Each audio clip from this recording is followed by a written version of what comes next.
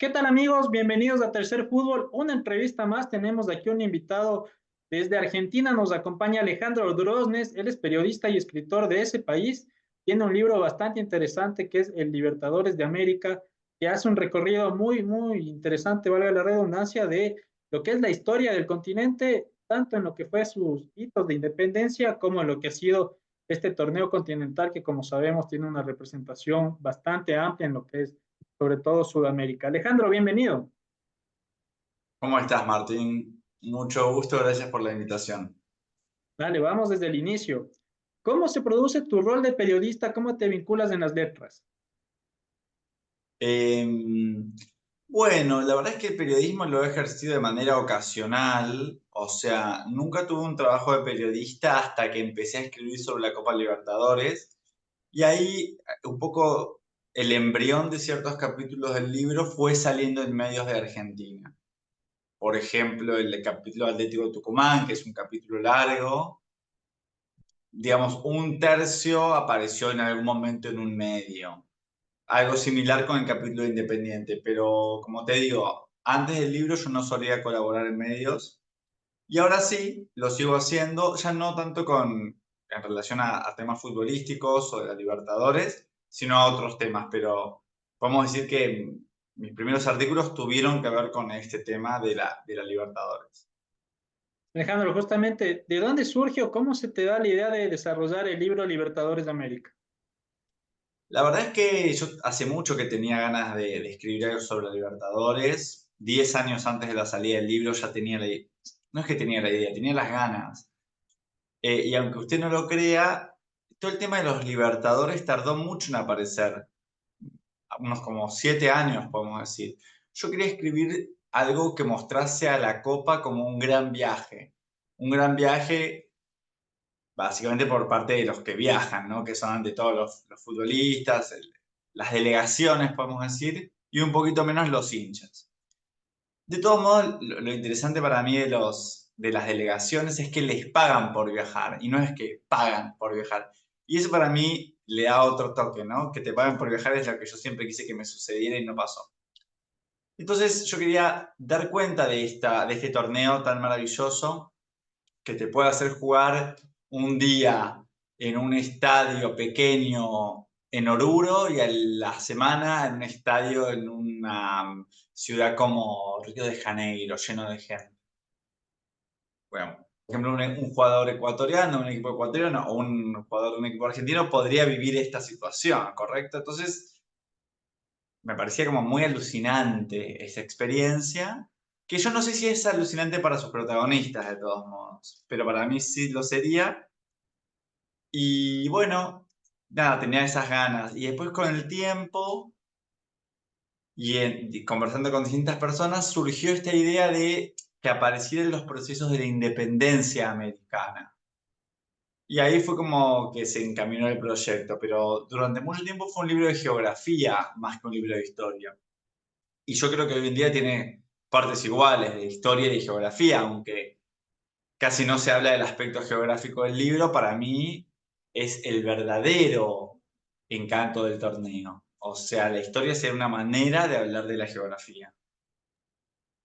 Y Alejandro, ¿qué representa la Copa Libertadores en el continente? A lo largo de tus viajes, de tu contacto con gente en países como Bolivia, en distintos puntos como Guayaquil, incluso en Madrid, ¿tú cómo has asimilado la representación que tiene este trofeo para el continente? Bueno, creo que es bastante distinta porque hay países en los que se tiene la esperanza de ganarla y otros en los que no. Entonces, por ejemplo, no, obviamente, ¿no? Argentina, Brasil y en menor medida Uruguay, ya en el tiempo va quedando atrás los logros uruguayos. La obsesión es ganarla, ¿no? Mientras que en otros países no está casi nunca, salvo contadas excepciones, la intención de ganarla verdaderamente. Y me ha pasado, por ejemplo, no voy a decir en qué país, pero en otro país que no es ni Argentina ni Brasil, que el equipo copero, o sea, hinchas que dicen, mi equipo es copero porque ha jugado mucho la Copa Libertadores. Mientras que en Argentina, por ejemplo, el equipo copero es el que la gana, no el que la juega. Es como que hay una vara de exigencia menor. Copero es jugarla en otros países, mientras que en Argentina copero es ganarla. O sea que me parece que es bastante distinta y para mí hay muchas heterogeneidades en la Copa Libertadores, ¿no? Está la heterogeneidad cultural, por supuesto, la idiomática, la geográfica, y esta heterogeneidad respecto de la ambición que se tiene en cuanto al trofeo, bueno, es otra de las heterogeneidades. Alejandro, te quiero preguntar, ¿por qué este libro inicia en una ciudad como Guayaquil? Bueno, yo tenía escritos algunos capítulos y en un momento tuve que ordenarlos. Y te diría que empieza en Guayaquil por dos motivos. Yo soy la teoría de que cuando uno tiene dos motivos para hacer algo, lo hace. Cuando tiene uno, quizás no lo hace, pero dos ya. Dos motivos son un buen motivo, digamos. Y te diría que, por un lado, porque es mi primer contacto con la Copa Libertadores, es verdad que yo tengo un recuerdo de 1990, cuando me enganché con el fútbol a mis 9 años, y me acuerdo de ese partido. Me acuerdo de la nota en el gráfico, porque también lo que ahí sucedía es que no estaba Fox y Viñolo, era otra Libertadores, ¿no? Yo me enteré por el gráfico, si bien hoy en día sí es ESPN y toda la cuestión. ESPN y Fox.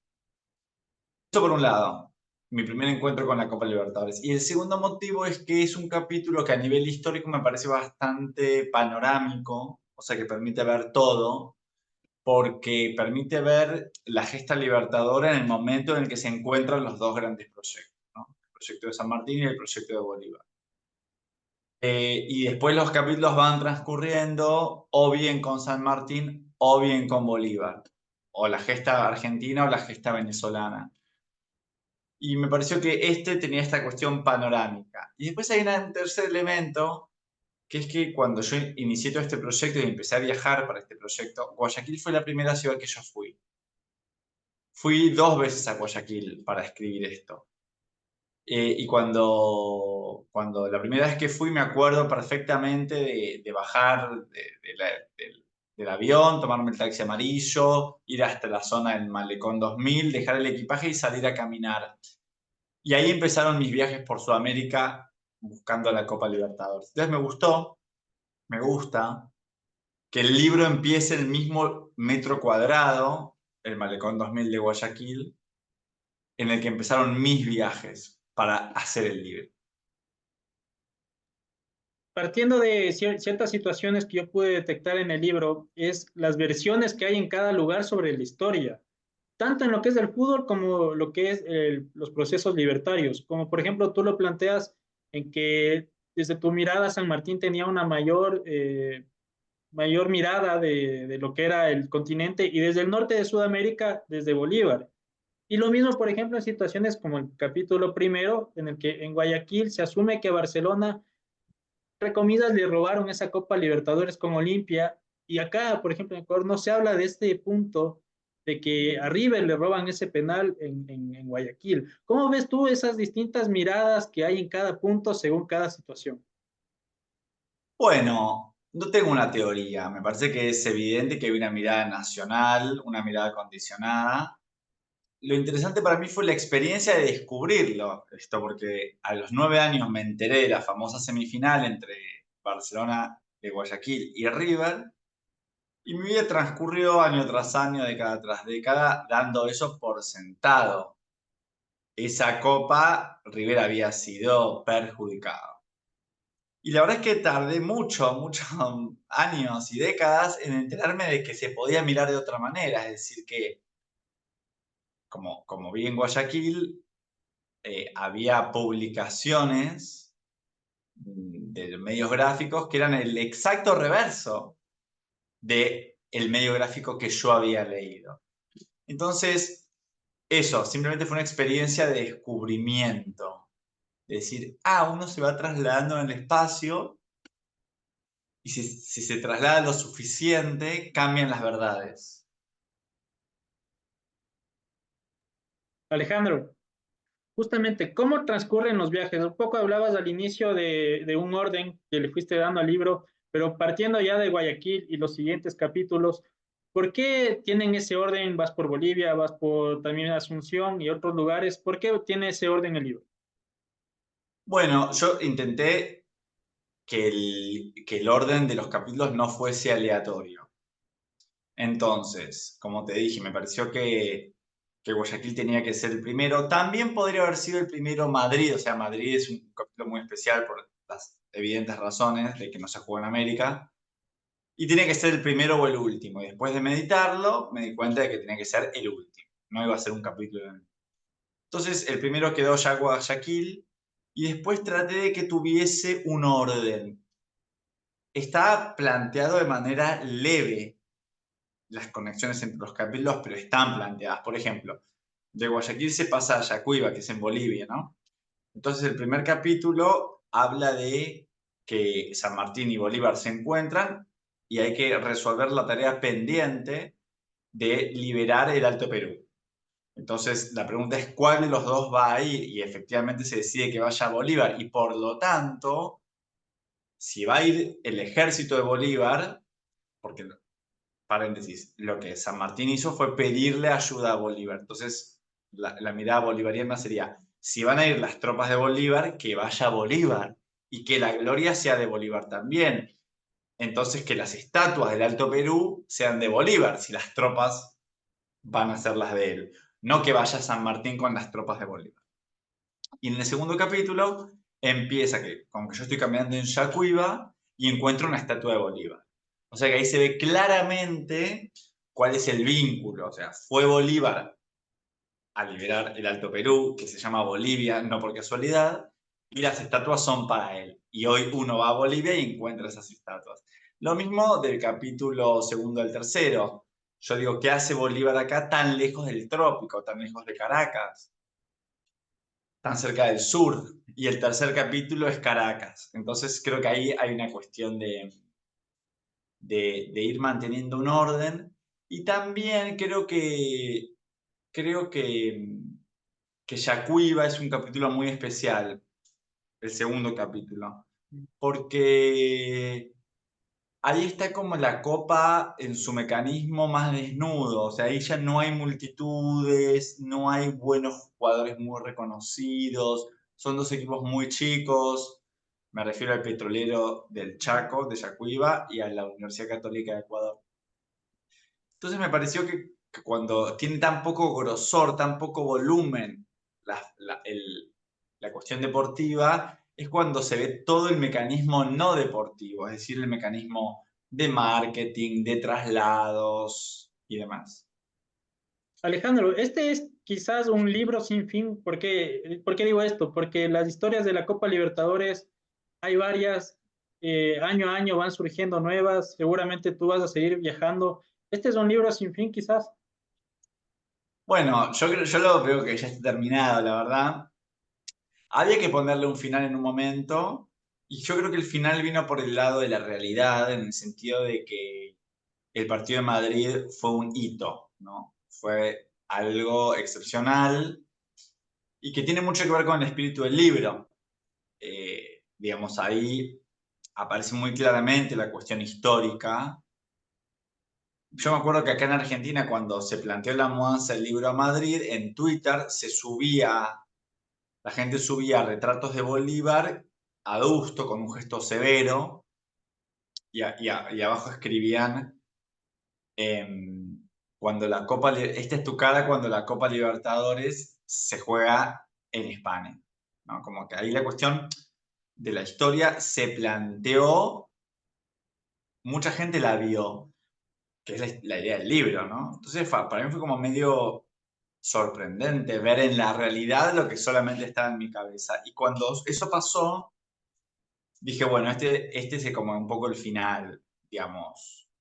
Y de hecho me tengo que apurar a terminarlo, el libro no estaba terminado, y me tengo que apurar a terminarlo para que este hecho no se aleje mucho en el tiempo, porque en la medida en que permanezca cerca en el tiempo, suben las chances de publicación. De hecho, si yo lo hubiese tenido terminado el día siguiente, hubiese salido a los 2 días, porque estaba muy en el candelero. Lo terminé un año después y bueno, terminó saliendo tiempo después. Pero yo te diría que el libro está terminado, que ese fue como el hito total, es un regalo que era para mí, mucha gente piensa que era para mí ese partido. Y en todo caso, las pequeñas agregados que van surgiendo tienen que ver con que en algunos países han salido ediciones o saldrán, países que no están visitados en el libro. Sí están mencionados, pero no están visitados. Entonces, en esos países, por ejemplo en Perú, me han sugerido textos adicionales que hablen de ese país para aumentar el interés del público local. Y si algún día hay una edición ecuatoriana, que Dios ojalá así lo quiera, también seguramente habrá un texto. Bueno, en realidad Ecuador tiene 2 capítulos, ¿no? A falta de uno, así que no haría falta, pero eso. Y que incluso si lo agregas al de Atlético Tucumán, algo tiene que ver con el Nacional aquí en el Olímpico Atahualpa, Es que verdad, estoy aquí a 2 cuadras del Olímpico Atahualpa. No, ¿en Sí, sí, vivo serio? cerquísima. Uy, qué lindo. Sí, y eso fue, por ejemplo, fue una anécdota bastante discutida, porque acá mucha gente le reclamaba al Nacional de no aplicar el reglamento y no jugar ante el retraso. Una vez que pierden el partido, la crítica era, tenías el reglamento a mano y por un tema ético, moral, de amistad, perdiste la clasificación. Entonces, es bastante curioso. Un dato de color sobre eso es que Atlético Tucumán es un equipo obviamente del interior y el embajador argentino en Ecuador de ese momento se hizo muy famoso porque estaba gritando en las cámaras de televisión que por favor esperen el equipo, era cordobés, o sea, del interior también. Y para mí hubo ahí una conexión como de la Argentina del interior tratando de, o sea, sumando esfuerzos, ¿no? Sí, justamente. Otra pregunta que te quería hacer es, ¿qué otras experiencias tú fuera del libro por ahí has tenido con el fútbol de Ecuador, en el fútbol continental? ¿Por qué te digo esto? Porque por ahí, yo por ejemplo, si bien soy periodista, también soy hincha de la Liga de Quito. Entonces, por ahí uno espera encontrar a su equipo, alguna historia que lo asocie. Entonces, ¿qué otras experiencias tú has podido ver? Y también te lo digo, y volviendo a lo del libro sin fin, porque si bien está el libro, cuando uno te sigue en redes sociales, tú publicas constantemente cosas de la Copa Libertadores, como el día jueves sobre el Aucas, que jugó aquí en Quito también. Copa, entonces, ¿cómo los llevas de eso? Del fútbol ecuatoriano no recuerdo tener experiencias que no estén en el libro. Creo recordar esto. Y en mi Instagram es verdad que no publico tanto de la Copa Libertadores. Ahora sí publiqué porque eh, publiqué, digamos que el inicio de la transmisión por el canal de televisión mostraba un poco lo que es el valle, ¿no? De ahí del sur de Quito, Chillogallo, ¿no? Creo que es. Sí, Yo sí. estuve en esa cancha. Mm. Había un partido de la liga local de Ecuador, no de Copa Libertadores. Eh, Así que de fútbol ecuatoriano no recuerdo otra cosa. Sí recuerdo haber ido a la Atahualpa a ver justamente Liga de Quito contra Universidad Católica. No, para mí es muy impactante esto de ver lugares por televisión y luego viajar a esos lugares. Eso es muy impactante y creo que está claramente en el capítulo del Barcelona de Guayaquil. O sea, ese estadio que estaba en las páginas de la revista de gráfico, básicamente estaba ahí, de pronto estaba también en la realidad, ¿no? Entonces yo creo que esa es la cuestión. Verlo por televisión, luego estar en sitio y luego volver a verlo por televisión, porque cuando yo veo el estadio del Aucas el jueves pasado, me acuerdo de cómo eran los alrededores, me acuerdo de muchas cosas. De hecho, estuve ahí en el Atahualpa, me acuerdo de lo que se come. Bueno, me acuerdo del cerdo despellejado ahí eso es en la Atahualpa. Sí, sí, el tema gastronómico en el fútbol ecuatoriano es bastante amplio. Mucha gente va al estadio por eso, más que por el fútbol. Otra pregunta, ¿hay alguna especie de crítica o de reclamo, volviendo al tema del orden del libro, al concluir en Madrid? Porque justamente nos decías, empiezas en Guayaquil, en donde hay un monumento que marca un hito histórico en la independencia, que es el saludo de Bolívar con San Martín. Y de repente Hmm. termina en Madrid, desde donde en teoría se liberaban estos pueblos y la final tan épica como un superclásico se traslada hacia allá. ¿Y cuál es la pregunta? Que si hay una especie de reclamo o crítica en ese orden o en ese relato que inicia en Guayaquil con San Martín y Bolívar y concluye en Madrid. Te lo pregunto yo a vos como lector. ¿Vos percibiste que hay una crítica en el capítulo Madrid respecto de la mudanza del partido? Sí, yo sí la percibo, porque en el orden que suceden las cosas, llego al punto inicial de un saludo bueno, al menos aquí en Ecuador es simbólico, El monumento es bastante conocido, es uno de los principales atractivos que tiene Guayaquil a nivel de turismo, y de repente la copa se va hacia Madrid. Es un relato que nos cuenta varias de los sucesos que pasaron Bolívar, San Martín, Sucre, por ejemplo, y de repente acaba en un lugar en el que es el que se independizaron hace más de 200 años estos pueblos. Bueno, yo lo veo distinto. Yo creo que no hay una crítica. O sea, en realidad hay como una comprensión en todo caso. ¿En qué sentido? En el sentido de que en la parte histórica de ese capítulo se plantea claramente las reticencias que tenía San Martín respecto de la independencia americana. Es decir, las dudas que tenía el Libertador respecto de la libertad y cómo él planteaba en realidad que América no estaba lista para organizarse a sí misma y que lo que sobrevendría era la anarquía. Entonces, creo que no hay una contradicción entre esa mirada de San Martín y la mudanza de la final a Madrid. Más bien hay como una especie de confirmación o validación.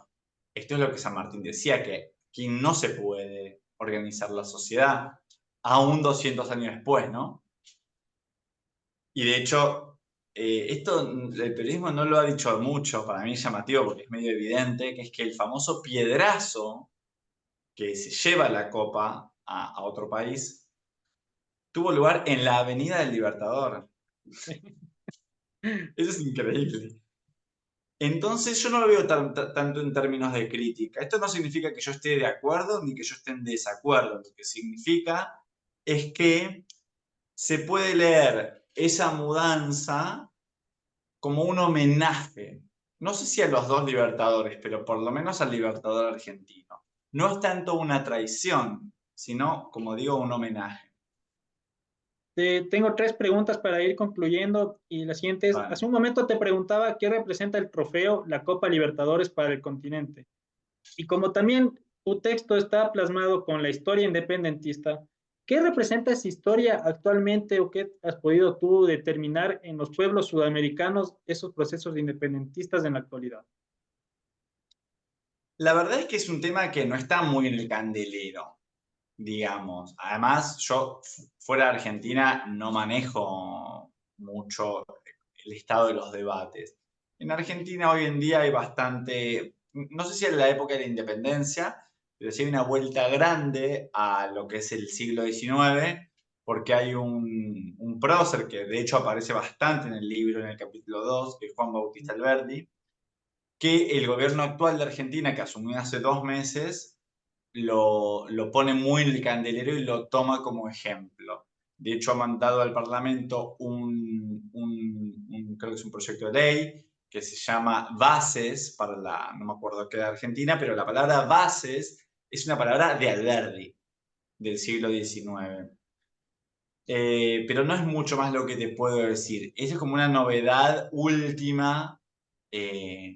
Más que nada, los debates actuales tienen que ver con la organización nacional. Por ejemplo, también ha habido gobiernos que reivindican la figura de Rosas. Ahí hay como que cada gobierno va eligiendo a su no sé llamarlo prócer, pero a su personaje del siglo XIX. Pero respecto de la independencia en sí misma no hay muchos debates. Excepto ahora que lo pienso, o sea, todo el mundo habla bien de San Martín, etcétera, etcétera.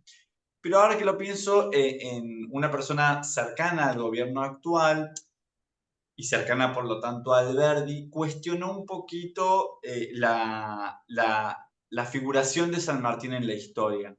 ¿En qué sentido? En que Alberdi cuestionaba la figuración de San Martín en la historia. Alberdi dice que San Martín no es un héroe para toda América. Básicamente dice eso. Y entonces, esta persona cercana al gobierno actual, que no me acuerdo quién era ni cuál era su vínculo con el gobierno, retoma esa mirada de Alberdi y plantea que San Martín no es ese héroe americano que por lo general los argentinos solemos ver en San Martín. Pero no mucho más que eso tengo para decir. Alejandro, el libro empieza justamente en 1990 y concluye en Madrid hasta hace unos pocos años. ¿Cómo ha evolucionado la Copa Libertadores en todo este tiempo? Bueno, podemos viajar a la imagen del penal, ¿no? Del último penal de esa semifinal entre Guayaquil y de Barcelona y River, que si te fijas, la pelota, o sea, el árbitro ni siquiera puede hacer el gesto de partido concluido, porque toda la multitud que estaba adentro, estaba a 1 metro del campo de juego, interpreta que el Barcelona ya ganó, invade el campo y partido terminado. Bueno, eso hoy sería más que imposible. Hay un sistema muy riguroso de parte de la Conmebol. Es como que la Conmebol, creo que antes por cuestiones tecnológicas y de mercadotecnia, etcétera, delegaba más en los clubes, ¿no? O sea, los clubes tenían mayor potestad, hacían un poco lo que querían. Y hoy en día se ve a las claras que no es así. Los clubes tienen que tomar en cuenta las indicaciones de Conmebol, las penalizaciones si no lo hacen son fuertes. Y por ejemplo, adentro de lo que sería el campo de juego solamente puede haber gente con pecheras. O sea, no es que el jardinero del club invita a la esposa y la esposa invita al sobrino y están todos ahí a 1 metro del arco, que es lo que pasaba antes. Ah, Ahora es muy estricto, todos identificados, todos con pechera. Entonces creo que lo que ha pasado es esto, ¿no? Se ha profesionalizado en todos los sentidos. Eh, pero para mí es muy interesante como a pesar de toda la profesionalización, de pronto hay como excepciones a esa profesionalización y el partido en Yacuiba sería un ejemplo. Eso es como que roza lo no profesional y todavía puede suceder. Y si lo pensamos en la Champions League, eso no podría suceder nunca. Entonces me gusta un poco esa coexistencia de tiempos distintos que, digamos, persiste en la Libertadores, a pesar de la modernización masiva del torneo, todavía hay como ciertos resabios antiguos. Alejandro, para ir concluyendo, en Tercer Fútbol nos sigue gente de toda Sudamérica. ¿Cómo podemos acceder a tu libro? ¿Cómo la gente tiene la chance de poder leer Libertadores de América? Bueno, en este momento no recuerdo exactamente en cada país cómo es que se vende, pero en mi Instagram está toda esa información bastante a mano. Mi Instagram me pueden buscar, es Alejandro Drosnes, primero con Z, después con S, y el Instagram se llama De América-bajo, todo junto, De América-bajo. El libro está publicado en Argentina, donde se consiguen librerías, está publicado en Brasil también, por la editorial Corner, está publicado en Perú por la editorial Peso Pluma, y bueno, en Argentina no lo dije, Ríos. Y en otros países se consigue de todas maneras. En Ecuador hay ejemplares, hay una librería en Cuenca, Sí. estoy acordando ahora que lo vende, en México se consigue, en España se consigue, ya en ciertos puntos de venta, no es que está en todas las librerías. Pero bueno, y en Chile probablemente salga una edición este año. Así que bueno, y en ebook en todos lados, por supuesto, en Amazon se consigue y ahí está. Listo, Alejandro, muchas gracias. Una gran charla sobre lo que es este torneo continental, lo que es la historia de nuestra Sudamérica. Agradecerte y siempre bienvenido a Tercer Fútbol. Gracias Martín, un placer. Saludos ahí al Estadio Atahualpa. Dale, muchas gracias. Un abrazo. Chao, chao.